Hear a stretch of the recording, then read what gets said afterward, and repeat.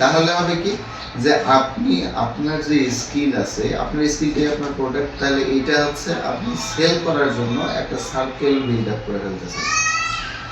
তাহলে আপনি আপনার স্কিল যত বেশি সেল করতে পারবেন, যত ডিমান্ড ক্রিয়েট করতে পারবেন, আপনি সফলতার দিকে তত ফাস্ট গ্রো করবেন, ফাস্ট এগিয়ে যাবেন। আচ্ছা, আমরা সফলতা সফলতা বলতে বলতেই কিন্তু এক প্রকার টায়ার্ড হয়ে যাই। এই সফলতা জিনিসটা আসলে কিভাবে আসবে? এই সফলতা আসার একটা তো ওয়ে আছে, বা আমাদের ব্যবহারিক জীবনের কিছু পরিবর্তনেরও এই সফলতার দিকে ধাবিত হওয়ার জন্য কিছু পাথেও আছে।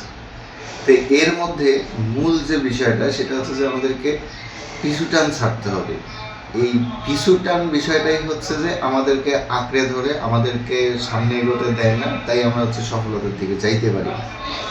আর আমাদের যে মেন্টালিটি, আমরা পিছু টান বলতেই হচ্ছে আমাদের ফ্যামিলির টানকে বোঝাই, যে পিছু টান ছাড়তে হবে মানে ফ্যামিলি থেকে বের হয়ে যেতে হবে, বা ফ্যামিলিকে বাদ দিয়ে চিন্তা করতে হবে, বিষয়টা এরকম।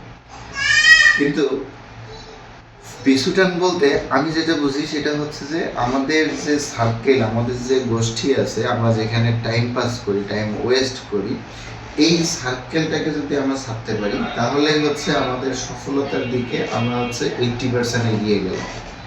এটার প্রধানত দুইটা প্রকার আছে। আমরা যদি এই পিছুটানটা ছাড়তে পারি তাহলে হচ্ছে আমাদের অযথা যে সময়টা নষ্ট হয় এটা সেভ হবে।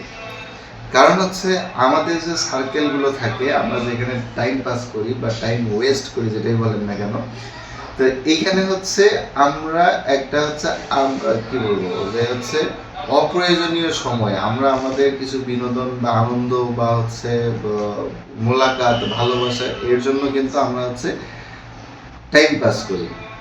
কিন্তু আমরা যে সফলতার দিকে যাইতে চাচ্ছি, আমরা যে আমাদের সাকসেসের দিকে যাইতে চাচ্ছি, সেই জায়গাটা থেকে কিন্তু আমরা দূরে চলে আসি। তো এই সময়টা আপনার সেভ হবে।